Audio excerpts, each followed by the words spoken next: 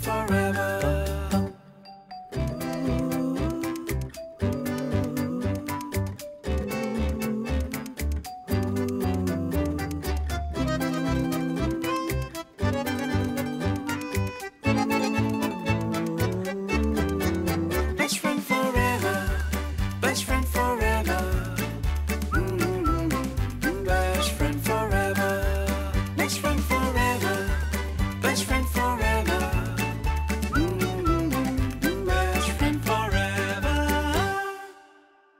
Namaskar, a very good evening everyone. I am Smriti Rastogi. And I am Sanjeev Kumar. Welcome to your loved show, Best Friend Forever. There's a lot happening in the country and there's a lot that we need to talk about on this. Is the Cruelty and Cruelty Act.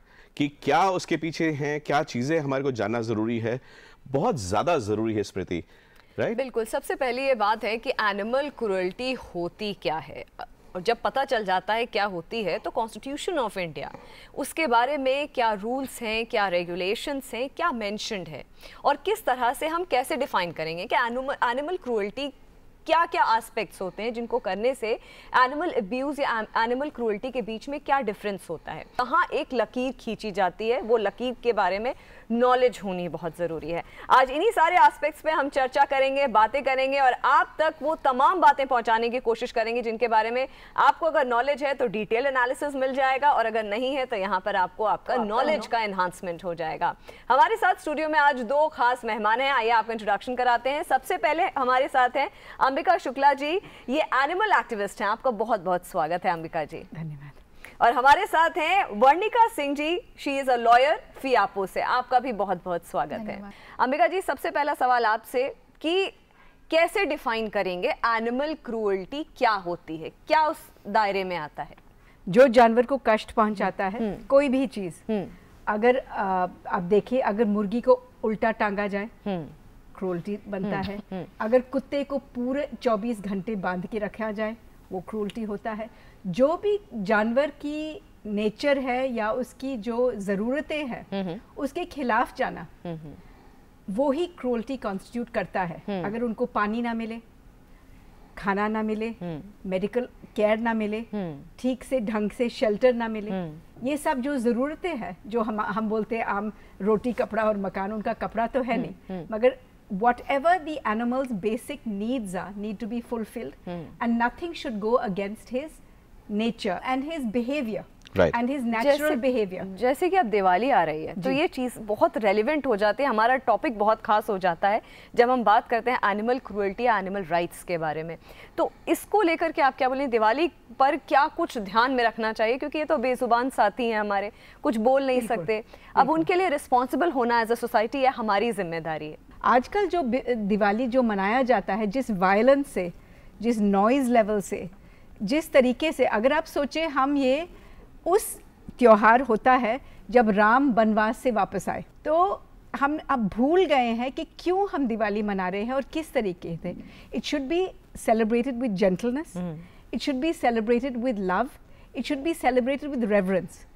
It should not become a festival of violence, noise, gambling and alcohol, which is what it has become, unfortunately. Stray जो animals होते हैं उनको खाना देना काफ़ी societies में होता है कि एक रिवोल्ट, एक आपस में डिस्प्यूट का कारण बन जाता है रेजिडेंट्स के बीच में कि ये स्ट्रे डॉग है, ये बार बार हमारे बच्चों को परेशान कर रहा है, ये है, तो खाना नहीं देंगे। तो ये चीज़ हम सोसाइटी को इस चीज़ को लेकर के जागरूक करना या समझाना कितना अहम, कितना ज़रूरी है कि ये आप you are denying the basic right. कुछ गलत नहीं है अगर आप एक स्ट्रे डॉग को खाना दे रहे हो, एज अ आपकी ड्यूटी है अंडर दी कॉन्स्टिट्यूशन, बिल्कुल, और कुत्ते को खाने देने में कुछ गलत नहीं है, उसको राइट भी मिली हुई है। और जो सोसाइटीज़, स्पेशली सोसाइटीज़ की मैं बात करूँगी क्योंकि वहाँ पे बहुत ज़्यादा हो रहा है, जो कहते हैं कि आप डॉग्स को खाना मत दो, या फिर सिर्फ not only stray dogs, even pets, आप पेट्स को लिफ्ट में मत लाओ, मतलब बेसिकली डॉग्स और कैट्स को लेके उनका कुछ ना कुछ चलता रहता है। तो ये सब कुछ गलत है और वो ऐसा कुछ भी नहीं कर सकते हैं। और इस पे animal welfare board of India की गाइडलाइंस भी हैं, और इनफैक्ट दिल्ली हाई कोर्ट की इस पे जून 2021 में जजमेंट भी आई है, और उन्होंने RWS को बोला है कि आपको एक अपनी सोसाइटी के अंदर आपको एनिमल वेलफेयर कमेटी बनानी होगी, जिसमें आप डॉग्स वगैरह को, उनकी जो स्ट्रे डॉग्स हैं, जो कम्युनिटी डॉग्स हैं, उनके हिसाब से चीज़ें रखेंगे, क्योंकि देखिए अगर ज़्यादा होता है तो वो थोड़ा सा न्यूसेंस भी हो जाता है कि मान लो आप किसी को कुत्ते को खाना दे रहे हैं लेकिन आप वो जगह साफ़ नहीं कर रहे, तो उससे लोगों को दिक्कत होती है। तो आप ठीक से उसको मैनेज करके करोगे तो उसमें कोई दिक्कत नहीं। राइट, ऑफ द सेट भी बात कर रहे थे अम्बिका जी कि क्रूएलिटी का जो एलिमेंट है उसके वेरियस स्कोप्स हैं। एक तो ये कि हम अपने घर में पेट रख रहे हैं, उसका ख्याल कैसे रख रहे हैं, लेकिन हम सड़क के जानवरों के साथ क्या गलत कर रहे हैं, और इस बारे में जो हमारी बात हो रही थी हमारे दर्शकों के साथ शेयर करिए please. I want to go back to your question regarding feeding of dogs, because that is crucial for people to understand. They have not understood the value of it. Firstly, there is no such thing as stray. All dogs, and this is the court definition now, are known as community dogs. Right. जो आसपास रहते हैं हमारे घरों के, जो societies में रहते हैं, इनको आवारा नहीं, ये आवारा नहीं है, ये कम्युनिटी ना ये बेघर है, ना ये कुछ। जहाँ पे वो रहते हैं कानून की नज़र में वही उनका घर होता है, चाहे वो नाली हो, चाहे वो सड़क का किनारा हो, चाहे वो कहीं भी हो, वो उनका घर है। दूसरी बात, उनको स्ट्रे पेट्स ना कहकर, स्ट्रे डॉग्स ना कहकर कम्युनिटी डॉग्स, और ये कोर्ट ने बोला है जी, तो अब आज से इनको कम्युनिटी डॉग्स बोला जाए जी। और दूसरी बात है, एक और डेफिनेशन आ गई है जो अब पॉपुलर डेफिनेशन हो गई है, और वो है इंडियन डॉग्स, जो हम बोलते हैं इंडीज। इससे जब हम अपने इंडीज बोलेंगे, इसमें हमारा अपनापन आता है, और जब हम इनको वो रिस्पेक्ट देते हैं और अपनापन देते हैं, हमारा एटीट्यूड उनकी तरफ बदलता है। तो पहले हम अपना लैंग्वेज बदले, अपना एटीट्यूड बदले, और फिर इनसे जो व्यवहार करते हैं वो भी बदल जाएगा। जो कम्युनिटी डॉग्स है कानून के अंदर, वो हटाए नहीं जा सकते। क्यों? क्योंकि वहाँ पे उनका घर है, जहाँ भी बसे हैं कानूनन दर्जा दिया गया है कि वो उनका घर है, घर से हटाया नहीं जा सकता। जैसे आपको अपने घर से नहीं हटाया जा सकता, वैसे उनको भी अपनी जगह से नहीं हटाया जा सकता। दिल्ली हाई कोर्ट ने एक बहुत एक्सटेंसिव जजमेंट दी है, 86 पेजेस की जजमेंट दी है, जिसमें पूरे विषय को उन्होंने बहुत डिटेल में लिया है, और उन्होंने हर चीज़ को लिख कर दिया है कि हर सोसाइटी में फीडिंग पॉइंट्स होने चाहिए, और वो फीडिंग पॉइंट्स उनकी टेरिटोरियल एरिया में होनी चाहिए जहाँ कुत्ते रहते हैं। जैसे आप अपने घर के बाहर जाकर खाना तो नहीं खाएंगे, आप अपने घर में ही खाना बनाएंगे और खाएंगे, वैसे ही कुत्तों को खाना मिलना चाहिए उनकी टेरिटरी में। इससे क्या होता है कि कुत्ते एक जगह पे जब रहते हैं, सेफ्टी भी होती है, उनकी भी सेफ्टी होती है, सब रेजिडेंट्स की भी सेफ्टी होती है। दूसरी बात है कि गवर्नमेंट ने चालू किया है एनिमल बर्थ कंट्रोल प्रोग्राम। इससे क्या होता है, हर कुत्ते को स्टेरिलाइजेशन और टीकाकरण होता है, नसबंदी और टीकाकरण। अब रही काट की बात, जब ये बात चर्चा होती है तो अब काट की बात आती है। 3 कारण होते हैं काट के। एक होता है कि जब हीट सीजन चलता है तो मेल्स थोड़े से उत्तेजित होते हैं। दूसरा होता है पपीज जब पैदा होते हैं तो माँ उनकी रक्षा में प्रोटेक्टिव हो जाती है। और तीसरा कारण होता है टेरिटोरियल फाइटिंग, जब कुत्ते एक दूसरे की जगह में आ जाते हैं। तो एबीसी प्रोग्राम से ये तीनों कारण संभाले जाते हैं। एक तो मेटिंग नहीं होती है तो मेल्स उत्तेजित नहीं होते हैं, दूसरे बच्चे नहीं होते हैं तो फीमेल्स को प्रोटेक्शन करने की ज़रूरत नहीं होती है, और तीसरा क्योंकि कुत्ते अपने ही जगह में रहते हैं, कोई टेरिटोरियल फाइटिंग होती ही नहीं है। इस प्रोग्राम को सक्सेसफुल बनाने के लिए फीडिंग अहम रोल प्ले करता है, क्योंकि जब आप फीडिंग करते हो, एक तो कुत्ता हेल्दी बनता है, ऑपरेशन लायक बनता है, फिर ही उसका ऑपरेशन किया जा सकता है। दूसरा, जब आप फीडिंग करते हो, कुत्ता फ्रेंडली बनता है ताकि वो हाथ में आए। डरे हुए कुत्ते को आप कभी पकड़ में नहीं लाएंगे। एक चीज और हो रही है, जैसा आपने बताया कि एक 2 अक्टूबर होने के नाते पीसफुल एलिमेंट हमारे साथ जो जुड़ जाता है, वो community dogs and community living and एक पीसफुल लिविंग की तरफ हमारे को फोकस करना चाहिए। लेकिन इसके साथ में एक एलिमेंट ये भी है, जो आपने 3 पॉइंट्स बताए काट के, एक चौथा एलिमेंट मैं उसमें जोड़ना चाहूंगा कि काफी लोग जो परेशान करते हैं स्ट्रीट डॉग्स को, पत्थर फेंकते हैं, डंडा मारते हैं, काफी कुछ गलत करते हैं, ये भी रीजन हो जाता है क्या कि वो रेजिस्ट करेंगे उस चीज को? आप देखते हैं कि जो सड़क पे कुत्ते रहते हैं हमारे, बहुत ही डरे हुए रहते हैं। आप उनको बुलाने की कोशिश भी करें, वो आपके पास नहीं आएंगे, इतने डरे हुए, क्योंकि क्रूरता इतनी होती है उनसे। कुत्ता सोता हुआ हो रहा है, चलते चलते आदमी ने उसको लात मार दिया, क्यों? एवी जी। बच्चे मजाक समझते, जैसे आपने बोला कि फायर क्रैकर उनके पास रख दो या उनके पूंछ पे बांध दो, मजाक समझते हैं। चिड़िया खाना खा रही होती है, छोटे छोटे बच्चे क्या करते हैं, उनके ऊपर दौड़ते हैं, चिड़िया उड़ जाए। कोई इनको सिखाता नहीं कि जब आप खाना खा रहे हो, क्या आपको अच्छा लगेगा कि कोई आप अपने खाने से उठाए? ये माँ बाप का कर्तव्य है, हमारे स्कूल्स का कर्तव्य है। हमारी सजेशन ये है, kindness is not something that you can expect unless it is taught. It has to be taught. एक कहानी है कि एक विदेश में, एक हॉलैंड में था मेरे ख्याल में, एक प्रिंसेस थी, प्रिंसेस बियाट्रिक्स, और उसके पास एक कुत्ता था। और एक दिन उसने अपने कुत्ते को खाना देना भूल गई। उसके फादर जो किंग थे, जब वो बैठी ब्रेकफास्ट पे, उसने बुलाया उनकी नैनी को, से remove her breakfast, she has not fed her dog today, she will go hungry. और उससे क्या बियाट्रिक्स को लेसन मिली रिस्पॉन्सिबिलिटी का। इसी तरीके से अगर हम अपने बच्चों को सिखाए कि animals can feel, there is no difference between an animal and you, they feel the same pain, they feel the same emotions. कुत्ते को भी खुशी होती है जब आप घर आते हैं, जब कुत्ता जो आपके पास भाग के आता है और हग करता है, वो खुशी है। जब आप जा रहे हैं, जो कुत्ते की उदासी होती है, they feel sad the same way. कुत्ते की जलन भी होती है, अगर दो कुत्ते हैं और एक को प्यार करो, दूसरा आ जाता है बीच में। तो जो भी हमारे इमोशंस हैं, वो ही कुत्ता भी महसूस करता है। सारे जानवर, सॉरी मैं कुत्ते की नहीं बात नहीं, हर जानवर महसूस करता है। उनकी भाषा अलग होती है, उनका चेहरा अलग होता है, but actually animals are people too. Exactly. Varnika, आपसे मैं एक बात पूछना चाहूंगा कि ये जो क्रूरलिटी हो रही है, और सड़कों पे अगर हम किसी को देख लें कि कोई बदतमीजी कर रहा है किसी जानवर के साथ, खाली जैसे आपने बोला अंबिका जी की खाली डॉग्स की बात नहीं है, गाय हैं, अलग अलग तरीके के जानवर हैं, तो क्या कुछ एक्शन लिया जा सकता है उसमें? क्या हम पुलिस को बुला सकते हैं? क्या कर सकते हैं? कोई भी जानवर हो, गाय हो, डॉग हो, इन एक्ट के अंदर एनिमल इज एनी एनिमल। तो जैसे ही अगर आप किसी को देख रहे हो, किसी सड़क पे जो जानवर है उसको टॉर्चर किया जा रहा है, आप फ़ौरन पुलिस को बताओ। आप सबसे पहले तो आप उसे बताओ, आपको पता है कि जो आप कर रहे हो वो आप गलत कर रहे हो, सब, क्योंकि उसको पता ही नहीं है कि वो गलत कर रहा है। एंड जुर्माना भी बड़ा छोटा सा रखा गया है, 50 रुपए का जुर्माना, जो कि मेरे ख्याल से 1960 में था। ये 1960 में जो एक मुझे लगता है एक डेटरेंट होना चाहिए किसी ना किसी तरीके से।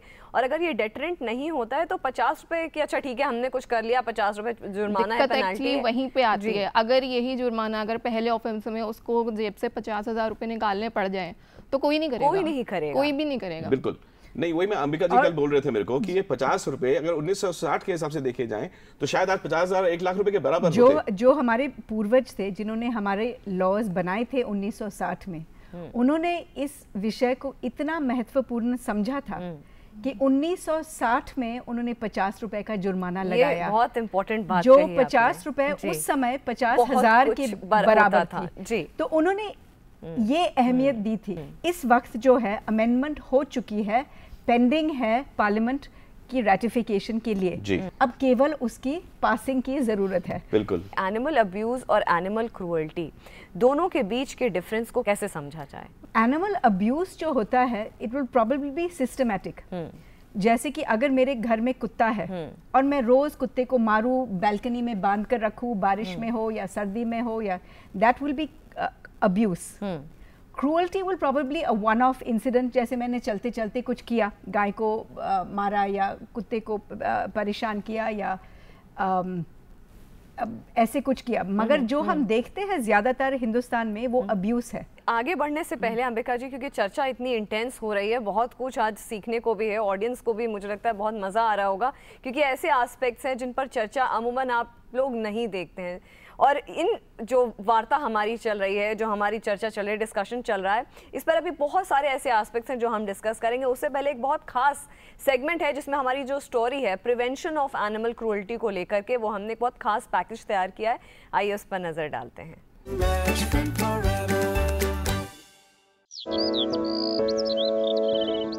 प्रकृति को संतुलित करने के लिए जानवरों और पक्षियों का खास योगदान रहता है। इकोसिस्टम में हम एक दूसरे पर निर्भर रहते हैं, लेकिन अखबार में सुर्खियां बनी ये खबरें दिल दहलाने वाली हैं।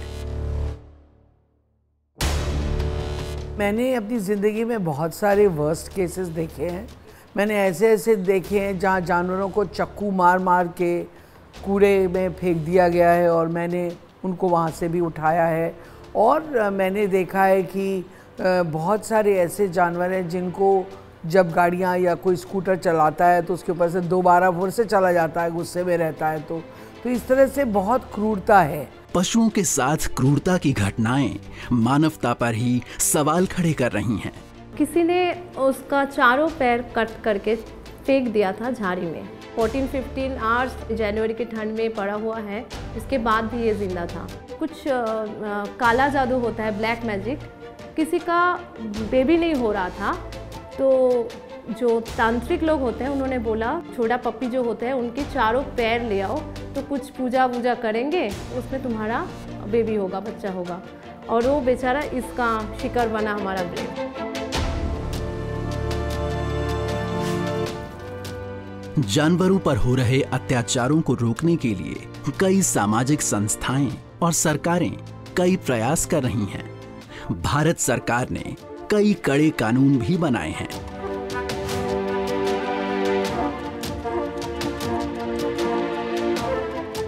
लेकिन सिर्फ कानून बनाने से इस समस्या का समाधान नहीं निकल सकता। कानून के प्रति जागरूकता लाने की आवश्यकता है। इसके लिए शुरुआत परिवार से करनी होगी। हमें स्कूलों में भी जानवरों के साथ क्या व्यवहार होता है वो ज़रूर सिखाना चाहिए। और ख़ासकर पेरेंट्स जो हैं आजकल के शहरों में, उनको भी ये बताना चाहिए कि क्या है।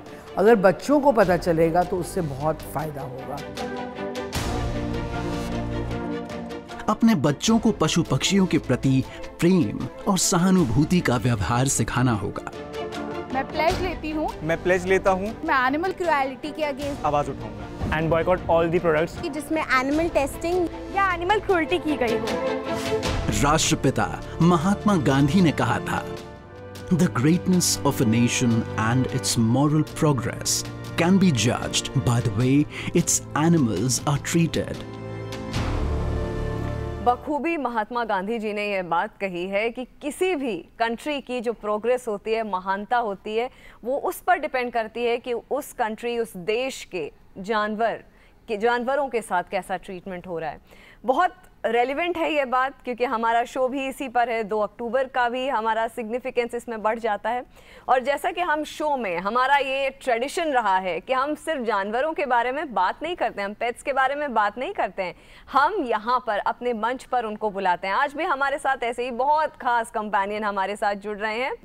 और संजीव, ये खूबसूरती है हमारे शो की, हम अडॉप्शन को लेकर एक मुहिम चला रहे हैं कि आप अडॉप्ट करिए। अगर आपका मन है पेट्स को घर पे लाने का तो अडॉप्ट करिए। इनफैक्ट स्मृति, हमारे प्राइम मिनिस्टर ने भी ये बात बोली है कि स्ट्रेज को अडॉप्ट करें, इंडीज को घर दें।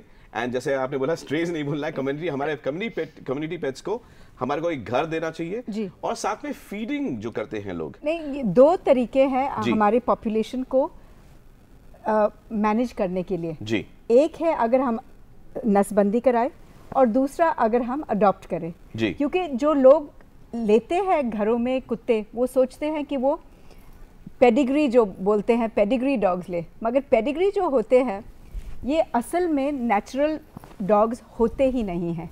ये कहीं ना कहीं, कभी ना कभी, किसी ना किसी ने ये डॉग्स इन्वेंट किए थे। अच्छा। मतलब किसी ने सोचा मुझे एक बड़ा कुत्ता चाहिए जिसमें बुशी टेल हो, तो उसने उस कैरेक्टरिस्टिक के 2 कुत्ते लेकर मेट करते गए जब तक उनको लगा कि ये परफेक्ट ब्रीड स्पेसिमेन है। और ऐसे ये ब्रीड्स क्रिएट किए गए। मगर जब आप नेचर के साथ खिलवाड़ करते हैं तो आप मिस्टेक्स करते हैं। बिल्कुल। इसीलिए हर नस्ल में जेनेटिक डिफेक्ट्स हैं। जैसे हम बोलते हैं ये पग जो है हमारा, वो कुत्ता जो है सबसे ज़्यादा उसमें डिफेक्ट्स हैं उसकी शरीर में। बेचारा जो है उसकी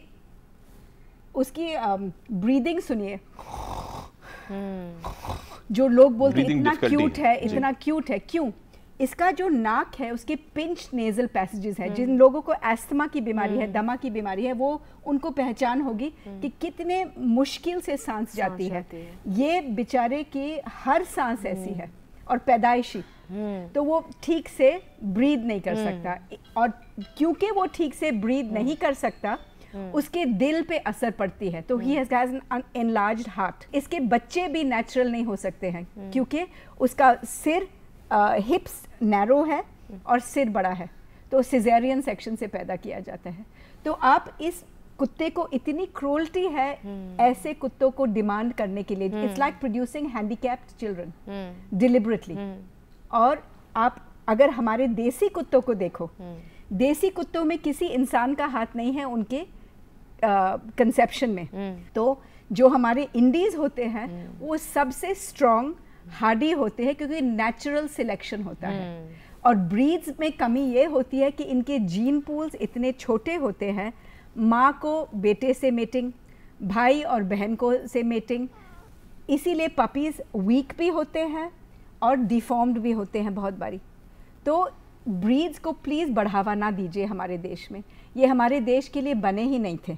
हमारे देश के लिए हमारे इंडीज़ हैं, उनको अपनाइए। बी इंडियन, बाक इंडियन। ये बहुत इंपॉर्टेंट, आपने एक बहुत अच्छी बात बताई। इसी के साथ, क्योंकि आज का दिन बहुत ख़ास है, 2 अक्टूबर का सिग्निफिकेंस अपने आप में बहुत बड़ा हो जाता है। पूरे साल इस दिन का इंतज़ार होता है क्योंकि कई तरह के कार्यक्रम भी होते हैं। और इस मंच पर जब हम पेट्स की बात करते हैं, एनिमल वेलफेयर की बात करते हैं, तो महात्मा गांधी जी ने क्या कहा है एनिमल वेलफेयर के बारे में, आइए देखते हैं।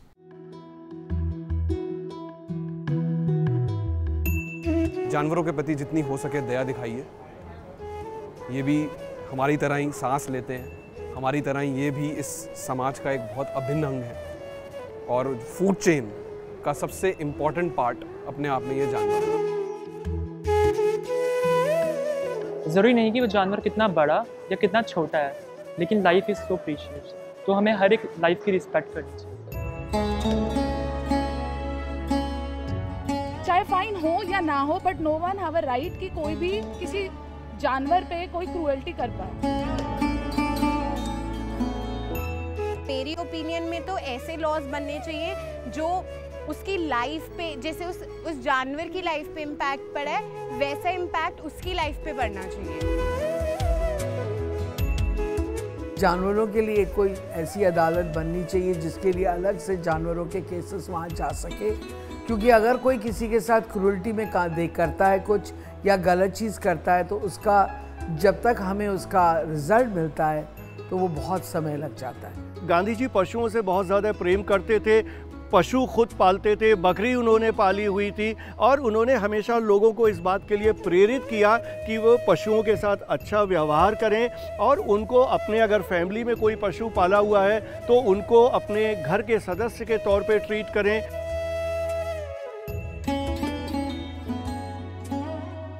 क्या एक खूबसूरत मैसेज, और ये बहुत ज़रूरी है हमारे को एज ए कम्युनिटी, एज इंसान जो कि समझ सकता है, जिसके हाथ है, आँख है, मुंह है। हम बोल सकते हैं हमारे को जानवरों के प्रति थोड़ा प्यार दिखाना चाहिए।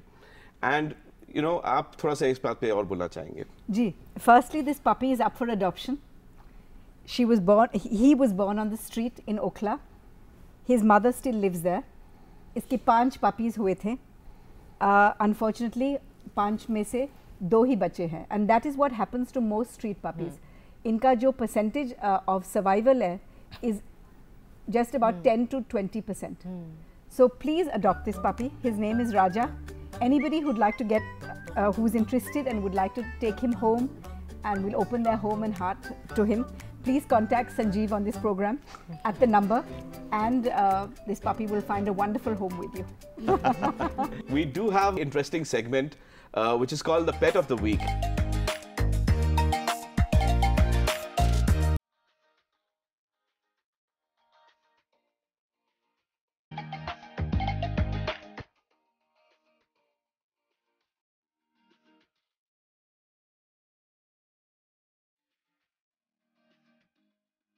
ये बहुत ही खूबसूरत पहलू भी होता है हमारे शो का। अच्छा, अब we are about to wrap up our show. मैं क्लोजिंग रिमार्क्स आप दोनों से एक एक दो सेंटेंसेस लेना चाहती हूँ। एनिमल क्रूएल्टी, इसको रोकने के लिए, प्रिवेंशन के लिए, और एज अ सोसाइटी हम कितने रिस्पॉन्सिबल हैं, हाउ इम्पोर्टेंट इट इज़ कि हम एक्ट करें इसके against. There is a direct correlation between people who hit animals. Wherever you see wanton violence to animals, you need to stop it there and then. This is why I said animal welfare needs to be introduced in schools as a subject. Just as we learn maths and geography, let us learn compassion and kindness. ये बहुत अच्छी बात बोली है कि बचपन से ही अगर वो सीड्स हम डाल देंगे तो कहीं ना कहीं वो चीज़, वो कंपैशन, वो रिस्पॉन्सिबिलिटी, ये सब चीज़ें आएंगी। आपसे क्लोजिंग रिमार्क्स लूँगी मैं जो इन्होंने बोला है उसी से आगे जाऊंगी कि ये बहुत ज़रूरी है कि स्कूल में थोड़ा सा एनिमल लॉज, एनवायरनमेंट के बारे में बताया जाए। हमारे क्या राइट्स हैं, हमारे क्या ड्यूटीज़ हैं, और लोगों को कैसे कंपैशन दिखाना चाहिए, ये बताया जाए। नॉट सिर्फ इन स्कूल बट इवन घर पे भी बच्चा कैसे बिहेव कर रहा है, ये बहुत ज़रूरी है। अगर पेरेंट्स उसको नहीं रोकेंगे कोई भी गलत काम करने से, चाहे वो एनिमल्स के अगेंस्ट कर रहा है या वो कुछ और भी कर रहा है, मुझे लगता है वो घर से ही सीखता है। अगर उसको रोका नहीं जाएगा तो वो आगे कंटिन्यू रखेगा। तो पेरेंट्स को बहुत ज़रूरी है कि वो जाने कि वो अपने बच्चे को कैसी सीख दे। रिस्पॉन्सिबिलिटी एक ऐसी चीज़ है जो घर से ही शुरू होती है और जो घर पे ही सिखाई जाती है। सोसाइटी ऐसे नहीं बनती है। हमारे जो बड़े हैं, हमारे जो बुजुर्ग हैं, वहीं से हम इनहेरिट करते हैं। Thank you so much Ambika ji, thank you so much for coming to our show. आज आप दोनों हमारे साथ जुड़े, बहुत अच्छा लगा। एंड हमेशा की तरह मैं अपने व्यूअर्स से बोलूँगी कि आपके कोई भी फीडबैक या सजेशंस हों हमारे शो के लिए, आप प्लीज़ हमें लिख सकते हैं। हमारा ईमेल आईडी है bestfriendforeverpets@gmail.com। एंड जैसा कि हम लोगों ने आपके साथ डिस्कस किया, ह्यूमन होना खाली ज़रूरी नहीं है, बी ह्यूमेन। ज्वाइन करेंगे आपके साथ हमारे अगले टॉपिक पे जो कि है स्मॉल साइज पेट्स, एंड उसके बारे में हम डिस्कस करेंगे। Till then, best friend forever.